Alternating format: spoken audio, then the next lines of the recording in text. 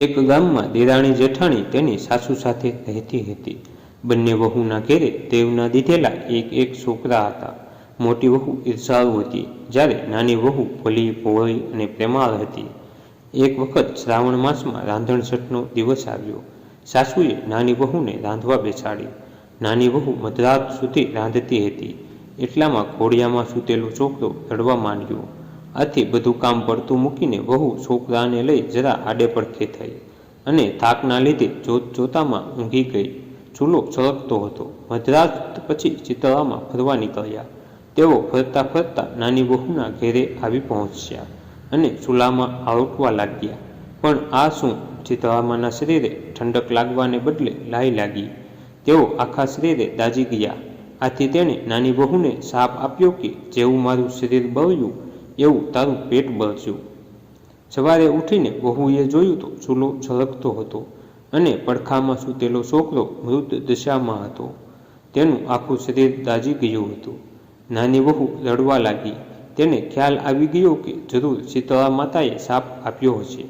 તે રડતી રડતી સાસુ પાસે ગઈ અને બધી વાત કરી. સાસુમાએ સાંત્વના આપતા કહ્યું કે ચિતળામા પાસે જઈ પ્રાર્થના કર, બધું સારું થઈ જશે. બાળકને ટોપલામાં નાખી નાની વહુ નીકળી પડી. રસ્તામાં બે તલાવડી જોઈ. બંને તલાવડી પાણીથી છલોછલ હતી, પણ કોઈ તેનું પાણી પીતું ન હતું. જે પણ પીએ તે મૃત્યુ પામતું હતું. નાની વહુને જોઈ તલાવડીઓ બોલી, બહેન, તું ક્યાં જાય છે?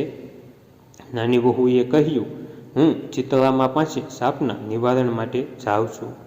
તલાવડીઓએ કહ્યું કે બહેન, અમે એવા તે કેવા પાપ કર્યા હશે કે કોઈ અમારું પાણી પીતા જ મૃત્યુ પામે છે?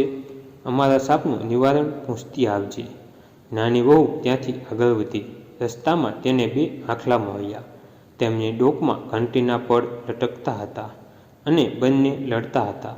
નાની વહુને જોઈ બંને આંખલાઓએ પૂછ્યું, બહેન, તું ક્યાં જાય છે? વહુએ કહ્યું કે મારા સાપના નિવારણ માટે જાઉં છું. આંખલાઓએ કહ્યું કે અમે એવા તે શું પાપ કર્યા હશે કે અમે સદાયને માટે લડતા રહીએ છીએ? તું અમારા સાપનું નિવારણ પૂછતી આવજે. નાની વહુ આગળ વધી. થોડે દૂર તેણે જોયું તો બોરડીના ઝાડ નીચે એક ડોશીમાં પોતાના વાળને ખંજવાળતા બેઠા હતા. વહુને જોઈને ડોશીમાં બોલ્યા, બહેન, મારા માથામાં બહુ ખંજવાળ આવે છે, જરા જોઈ આપને. વહુ દયાળુ હતી. તેને ઉતાવળ હતી, છતાં પોતાના છોકરાને ડોશીમાના ખોળામાં મૂકી જુવા વીણમાં બેસી ગઈ. થોડી વારમાં ડોશીમાની ખંજવાળ મટી ગઈ. તેણે વહુને આશીર્વાદ આપતા કહ્યું કે જેવું મારું માથું ઠર્યું એવું તારું પેટ ઠરજો. આટલું બોલતા જ ચમત્કાર થયો. ડોશીમાના ખોળામાં રહેલ છોકરો સજીવન થઈ ઉઠ્યો. વહુ આશ્ચર્ય પામી. તેને જાણ થઈ ગઈ કે આ ડોશીમાં બીજું કોઈ નહીં પણ ચિતળા માતા છે.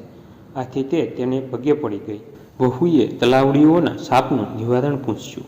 ચિતળા માતા બોલ્યા કે પૂર્વજન્મમાં આ બંને તલાવડીઓ શોક્ય હતી અને રોજ ઝઘડિયા કરતી હતી. કોઈને છાશ કે શાક આપે નહીં, અને આપે તો પણ પાણી નાખીને આપે.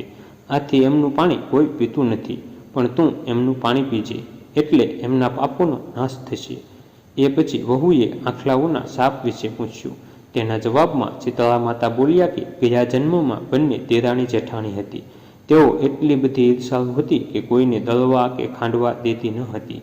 આથી આ જન્મમાં બંને આંખલા બન્યા છે અને એમના ગળામાં ઘંટીના પડ છે. તું આ ઘંટીના પડ છોડી નાખજે, આથી એમના પાપ દૂર થશે.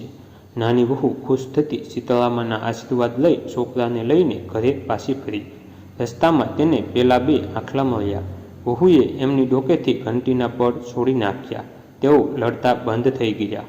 આગળ ચાલતા તલાવડીઓ પાસે તે આવી પહોંચી. તેના સાપના નિવારણ માટે ખોબો ભરીને પાણી પીધું. પછી બધા તેનું પાણી પીવા લાગ્યા. ઘરે આવી તેણે સાસુમાને બધી વાત કરી. તેની જેઠાણીને તેની ઈર્ષા થઈ. બીજા શ્રાવણ માસમાં રાંધણછઠ આવી ત્યારે જેઠાણીને થયું કે હું પણ દેરાણી જેવું કરું. આજથી મને શીતળા માતા દર્શન આપે. તે રાત્રે ચૂલો સળગતો રાખી સૂઈ ગઈ. મધરાત થતાં શીતળામાં ફરતા ફરતા મોટી વહુના ઘેરે આવ્યા અને ચૂલામાં આરોટવા લાગ્યા. આથી તેનું શરીર દાઝી ગયું. તેણે શાપ આપ્યો કે જેવું મારું શરીર બળ્યું તેવું તેનું પેટ બળજો. સવારે ઉઠીને જેઠાણીએ જોયું તો ઘોડિયામાં છોકરો મૃત્યુ પામ્યો હતો. આ બનાવમાં દુઃખી થવાને બદલે જેઠાણી ઉલટાની ખુશ થઈ અને તે પણ દેરાણીની જેમ છોકરાને ટોપલામાં લઈ ચાલી નીકળી. રસ્તામાં તલાવડીએ પૂછ્યું કે બહેન, તું ક્યાં જાય છે? જેઠાણીએ મોં મસ્કોડતા કહ્યું કે તમારે શું પંચાત છે? જોતા નથી મારો છોકરો મરી ગયો છે અને હું શીતળા માતાને મળવા જાઉં છું. તલાવડીએ કહ્યું કે બહેન, અમારું એક કામ કરતી આવજે ને. પણ જેઠાણીએ તો તરત ના પાડી દીધી.